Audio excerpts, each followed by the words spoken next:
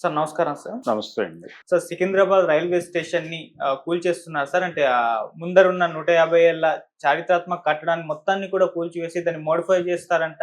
మరి దీనిపైన కొంత భిన్నాభిప్రాయాలు వ్యక్తమవుతున్నాయి సార్. ఎందుకంటే అది పురాతన కట్టడం అని కొంతమంది, మోడిఫై చేస్తే బాగుంటుందని ఇంకొంతమంది. సో దీనిపైన మీ ఒపీనియన్ ఏంటి సార్? అంటే హెరిటేజ్ భవనంగా దాన్ని వదిలేసి ఉండాల్సింది.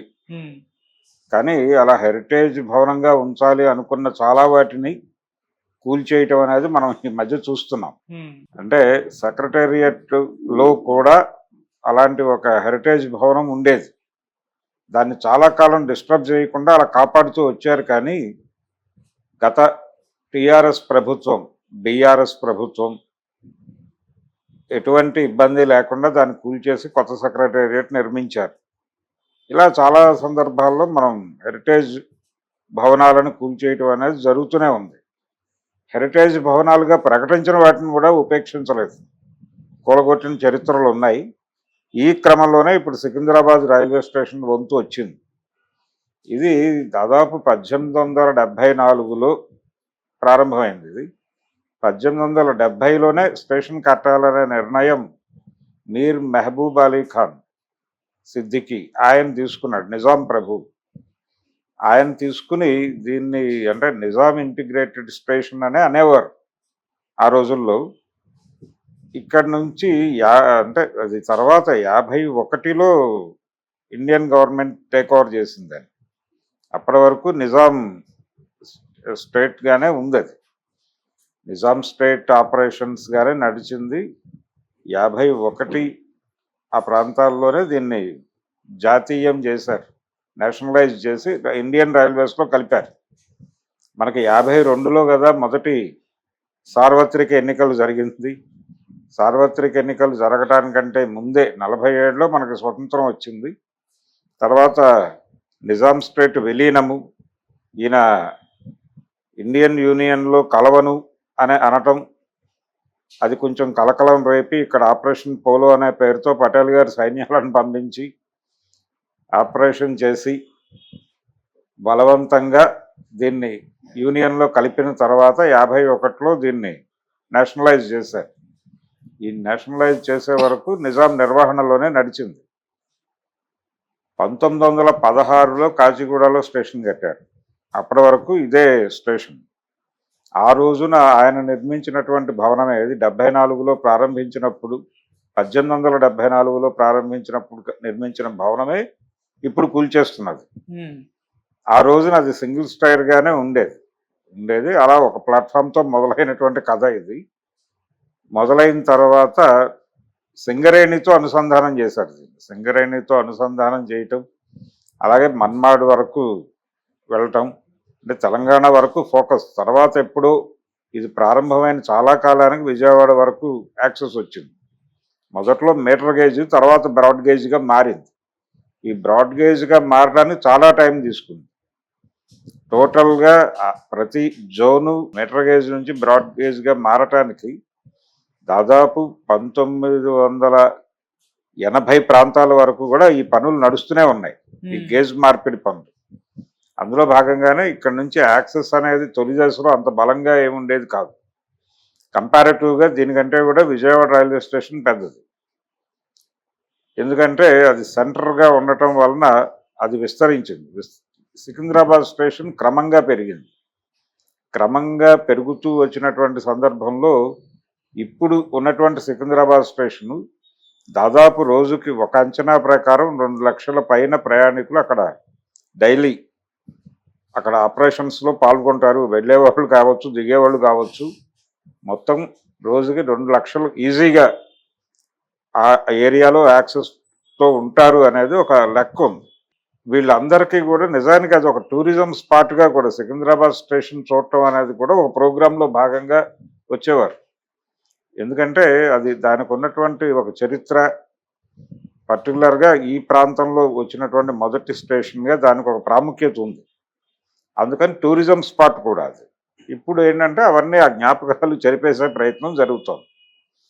దీన్ని యథాతథంగా కాపాడి నిలబెట్టుకుని ఉంటే, ఇంతకాలం కూల్చివేయకుండా ఉంచింది దానికే. దాని మీద నిర్మాణాలు జరిగినాయి, దానికి సపోర్ట్గా నిర్మాణాలు జరిగినాయి.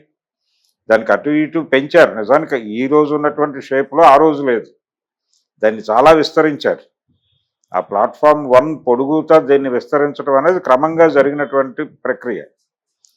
ఈ ఎంట్రన్స్ బ్లాక్ మాత్రమే ఆ రోజున ఉన్నది, దాన్ని ఇప్పుడు కూల్చేశారు. దాన్ని యథాతథంగా ఉంచి కూడా చేయవచ్చు అనేది, ఇది హెరిటేజ్ని కాపాడుకోవాలి అనేటువంటి అభిప్రాయం వాళ్ళందరూ మాట్లాడుతున్న విషయం. ఇప్పుడు టోటల్గా దాని షేప్ మారిపోతుంది, కొత్త షేప్లో దర్శనం ఇస్తుంది. ఇప్పటివరకు ప్రజల ఇమాజినేషన్లో సికింద్రాబాద్ స్టేషన్ అంటే ఒక బొమ్మ ఉంటుంది, ఆ బొమ్మని చెరిపేయడం జరుగుతుంది. ఇలా మనం దేన్ని కాపాడుకోలేదు. ఇప్పుడు 1921లో మొదటి స్టాండర్డ్ థియేటర్ నిర్మించారు మారుతి టాకీస్ విజయవాడలో అని చెప్పుకోవడానికి ఉంటుంది తప్ప అక్కడికి వెళ్తే ఏముండదు. అక్కడ ఒక షాపింగ్ కాంప్లెక్స్ దర్శనం ఇస్తుంది. ఇలా అనేకం, అంటే చరిత్రలో ప్రముఖమైనవి, ప్రధానమైనవి. ఆంధ్రపత్రిక భవనాన్ని కాపాడుకోవాలని కూడా మనకు అనిపించలేదు, అది కూడా కూలగొట్టారు. మేబీ అతి త్వరలో అందులో ఏదో కాంప్లెక్స్ వచ్చేటువంటి అవకాశం ఉంది. ఇలా దేన్ని కాపాడుకోలేదు మనం. శ్రీశ్రీ గారు ఆ రోజుల్లో అనేవాడు, మెడ్రాస్లో తంబుచెట్టి వీధిని ఆంధ్రపత్రిక వీధిగా మార్చాలి అని. అది జరగలేదు, అది తంబుచెట్టి వీధిగానే ఉంది. ఇప్పుడు అందులో ఉన్నటువంటి ఆంధ్రపత్రిక భవనం కూడా వెళ్ళిపోయింది, అయిపోయింది. ఇలా మనం చాలా చారిత్రక కట్టడాలని పరిరక్షించుకోవడంలో దారుణంగా వైఫల్యం చెంది వదిలిపెట్టేశాం. ఈ వదిలిపెట్టేసిన వాటిలో ఇప్పుడు సికింద్రాబాద్ స్టేషన్ కూడా చేరుతుంది, ఇంకా చాలా చేరొచ్చు. హైదరాబాద్కు సంబంధించిన గుర్తులు చెరిపేసే ప్రయత్నం ఒకటి జరుగుతోంది అనేది కూడా కొంతమంది ఆరోపణ. ప్రధానంగా ఏంటంటే దీని వెనకాల ఒక కల్చరల్ కాన్స్పిరసీ ఉంది అనే అభిప్రాయం కూడా మాట్లాడుతున్నారు. కల్చరల్ కాన్స్పిరసీ ఏంటంటే సికింద్రాబాద్, హైదరాబాదు, తెలంగాణకు సంబంధించి పర్టికులర్గా ఇక్కడ జరిగినటువంటి పాలనకు సంబంధించి గోల్కొండ నవాబులు కావచ్చు, వీళ్ళ పరిపాలనకు సంబంధించి కొన్ని గుర్తులు ఉన్నాయి. ఆ గుర్తుల్ని చెరిపేసే ప్రయత్నం జరుగుతోంది. అందులో భాగంగానే చాలా, ఇప్పుడు గచ్చిబౌలిలో చాలా మార్పులు వచ్చినాయి. ఇలా ప్రతి ప్రాంతంలోనూ వాళ్ళకు సంబంధించిన నమూనాలు ఉన్న చోటల్లా ఒక మార్పు పేరు చెప్పి, ఈ మార్పు పేరు మోడర్నైజేషన్ అనే పేరు చెప్పి చాలా మార్చేసుకుంటూ వెళ్ళిపోతున్నారు. నెమ్మదిగా ఇది ముస్లిం రూలుకు సంబంధించినటువంటి నగరము అనే ఒక జ్ఞాపకాన్ని కూడా చెరిపేసే ప్రయత్నం చేస్తున్నారు. ఇది వాంటెడ్గా జరుగుతోందా అనేది కూడా ఒక సందేహాలు ఉన్నాయి కొంతమందికి. అందులో భాగంగానే ఇప్పుడు ఈ స్టేషన్ వంతు వచ్చింది. కాచిగూడ స్టేషన్కి కూడా చాలా మార్పులు జరిగిపోయినాయి. నిజానికి సికింద్రాబాద్ స్టేషన్కి పాత రోజుల్లో అంటే 75 ఆ ప్రాంతాలు, 76, 77 ప్రాంతాల్లో కొంచెం ప్రత్యేకంగా ఉండేది. మిగిలిన స్టేషన్స్కిను ఈ స్టేషన్కి ఒక తేడా కనిపించేది.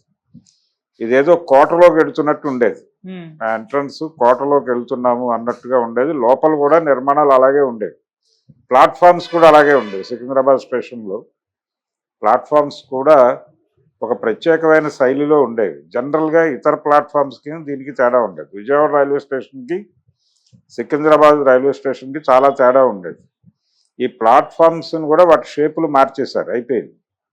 అంటే దాని హైట్ పెంచడం అనే పేరుతో అవన్నీ మార్చుకుంటూ వచ్చారు. ఈ ప్రాసెస్లోనే ఇప్పుడు ప్రధాన భవనాన్ని కూడా కూల్చేశారు, అయిపోయింది. ఇప్పుడు సికింద్రాబాద్ రైల్వే స్టేషన్ అనేది దాని ఒరిజినల్ స్వరూపాన్ని పూర్తి స్థాయిలో కోల్పోయింది. ఇది అన్ని చోట్ల జరుగుతోంది. చాలా రైల్వే స్టేషన్స్లో వాటి ప్రధాన ముఖాన్ని మార్చేటువంటి ప్రయత్నం ఈవెన్ నాగ్పూర్లో కూడా జరుగుతోంది. ఇదే, అక్కడ కూడా రైల్వే స్టేషన్ని పగలగొట్టి మార్చే ప్రయత్నం జరుగుతుంది, అన్ని చోట్ల జరుగుతుంది. ఇలా పాత పాలకులు వాళ్ళ తాలూకా, అంటే ఇక్కడ ఒక కల్చర్ ఉంది, ఆ కల్చర్ దాని తాలూకా రిఫ్లెక్షన్కి ఈ కట్టడాలన్నీ ఉపయోగపడతాయి. ఆ జ్ఞాపకాలను చెరిపేసే ప్రయత్నం దుర్మార్గం. ఎక్కడైనా కావచ్చు. ఇవన్నీ ఎందుకు పరిరక్షిస్తారంటే ఈ నడిచి వచ్చినటువంటి దారికి, ఆ చరిత్రకి ఇవన్నీ గుర్తులుగా ఉంటాయి. ఆ గుర్తులు చెరిపేసుకోకూడదు అనే ఉద్దేశంతో వాటిని హెరిటేజ్ బిల్డింగ్స్ అని ఎందుకు మార్క్ చేస్తారు? ఇందుకోసమే. దాన్ని చెరిపేసే ప్రయత్నం చేస్తున్నారు. అంటే ఒక రకంగా ప్రజల మనసుల్లో నుంచి ఒక చరిత్రను జరిపే ప్రయత్నం కాన్షియస్గానే జరుగుతోంది అన్న ఆరోపణకి ఇదే రీజన్. ఇది అన్ని చోట్ల జరుగుతోంది. ఇది ఒక ప్రయత్నం పూర్వకంగానే జరుగుతున్నది అనిపిస్తుంది. అయితే సికింద్రాబాద్ స్టేషన్ని ప్రొటెక్ట్ చేసుకోవచ్చు, దాన్ని అలా ఉంచి కూడా చేసుకోవచ్చు. అవతల కొత్తగా నిర్మాణాలు జరుపుకున్నటువంటి భవనాలు ఉన్నాయి పక్కనే అడ్జసెంట్, వాటిని మీరు మాడిఫై చేసి దీన్ని ప్రత్యేకంగా ఉంచి దీని ముందు ఒక బోర్డు పెట్టండి, ఇది తొలినాటి నమూనా స్టేషన్, దాన్ని విడిగా పోని. ఆ పాత ఫొటోస్ ఉన్నాయి, ఏది ఒరిజినల్గా 1874లో ప్రారంభించినప్పుడు ఎలా ఉంది అనే ఫొటోస్ ఉన్నాయి. వాటిని ఆధారంగా దాన్ని ఆ పద్ధతిలో డిజైన్ చేస్తే దానికి ఒక టూరిజం వాల్యూ వస్తుంది కదా, అక్కడికి వెళ్ళి చూస్తారు కదా ప్రత్యేకంగా. పైగా వీళ్ళు హెరిటేజ్ని కాపాడిన వాళ్ళు అయి ఉండేవాళ్ళు. ఆ పైన కూల్చేసి, ఆ పైన నిర్మాణాలు కూల్చేసి యాజ్ ఇట్ ఈస్గా పాత మోడల్లో తయారు చేసేదాన్ని ఆ ముక్క వరకు, ఆ సెగ్మెంట్ వరకు అలా ఉంచి మీరు చేయాల్సిన అభివృద్ధి ఆ పక్కనంతా చేయొచ్చు, ఆ చివరి వరకు చేయొచ్చు. ఇప్పుడు ఆ చివర మళ్ళీ కొత్త బుకింగ్స్ వచ్చినాయి, అక్కడ వరకు మీరు ఏం చేసుకున్నా అడిగేవాడు ఎవడు ఉండేవాడు కదా, దీన్ని ప్రొటెక్ట్ చేసి. అలాగే దీన్ని యువతల వైపు చేసుకోవచ్చు, యువతల వైపు చాలా అవకాశం ఉంది. దాన్ని అక్కడ ఇక్కడ చేసి మధ్యలో ఈ మొక్కని, ఎంట్రన్స్లో ఉన్న మొక్కే అక్కడ వరకు ప్రొటెక్ట్ చేసి ఉంటే బాగుండేది. దానివలన ఒక ప్రయోజనం నెరవేరేది, వాళ్ళకి అక్కడ కావాలంటే టికెట్ పెట్టి జనాలకు చూపించుకున్న డబ్బులు వచ్చాయి. ఒకప్పుడు ఇలా ఉండేది. చాలా సందర్భాల్లో అంటే నిజాం రైల్వేస్ నుంచి వెళ్ళినటువంటి ట్రైన్, మొదటిసారి విజయవాడ వెళ్ళినటువంటి ట్రైన్ని ప్రిజర్వ్ చేసి దాన్ని ప్రదర్శనకి పెడతారు అప్పుడప్పుడు. మరి ఇలాంటి ప్రయత్నాలు చేసిన వాళ్ళు దీన్ని ఎందుకు ప్రొటెక్ట్ చేయరు? చేసి ఆ రైలు ఏదన్నా అందులో పెడితే జనం వచ్చి చూస్తారు కదా. అలాగే రోడ్ ట్రాన్స్పోర్ట్ కూడా నిజాం నవాబు చలవే. ఆ రోడ్ ట్రాన్స్పోర్ట్కు సంబంధించిన ఆ రోజుల్లో నడిపినటువంటి బస్సులు ఉన్నాయి. జలగం వెంగళరావు గారు నిజాం ట్రాన్స్పోర్ట్లో నడిచినటువంటి బస్సుల్లో ఆయన కండక్టర్గా తన జీవితం ప్రారంభించాడు. ఆయన జీవిత చరిత్రలో ఉంది అది. ఇలా చాలా చోట్ల నిజాం నవాబు చేసినటువంటి, వాళ్ళ కాలంలో జరిగినటువంటి అభివృద్ధికి సంబంధించిన అనేక సంకేతాలు కనిపిస్తాయి. వీటన్నిటినీ పుస్తకాల్లో మాత్రమే పరిమితం చేసి రియల్గా తుడిచేస్తాం అన్నట్టుగా నడుస్తోంది. ఇది చూస్తే నెమ్మదిగా చార్మినార్ జోలికి కూడా వెళ్తారేమో అని భయం కలుగుతోంది. అంటే అభివృద్ధి అనే పేరుతో వీళ్ళు చాలా ప్రాంతాల్లోకి జొరబడిపోయేటువంటి ప్రయత్నం చేస్తున్నారు. మోడిఫికేషన్, ఇప్పుడు ఆ మధ్య ఆవిడ మాట్లాడేది, అక్కడ చిన్న చిన్న సందులు, అభివృద్ధి లేక ఆ జీవితాలు అని మాట్లాడేది. ఎవరు? మాధవీలత గారు. ఆవిడ ఎంపీగా కంటెస్ట్ చేసినప్పుడు. అంటే ఆవిడ ఇంటెన్షన్ ఏంటి, అది మొత్తం తీసేయాలని. తీసేసి అక్కడ ఏదో డెవలప్మెంట్ మోడల్లో పెద్ద పెద్ద రోడ్లు వేస్తే ఆ ఇళ్ళన్నీ పోతాయి, వాళ్ళందరినీ అక్కడి నుంచి గెంటేసే ప్రోగ్రాం. ఇలా మూలవాసుల్ని ఆ ప్రదేశాల నుంచి తరలించేసి ఆ కల్చరు దాన్ని అంతటినీ చెరిపేసే ప్రోగ్రాం కూడా జరుగుతోంది. ఇలాంటి ప్రోగ్రామ్స్లో భాగంగానే ఇది కూడా జరుగుతోంది. దీనికి ఉన్నటువంటి ఒక ప్రత్యేకమైన గుర్తింపు, దానికి ఉన్నటువంటి ఒక హిస్టారికల్ రెలవెన్స్, ఇక్కడ ఈ జీవితాలు, ఈ పరిపాలన నడిచిందని చెప్పుకోవడానికి ఉన్న గుర్తులు మొత్తాన్ని చెరిపేసి దాన్ని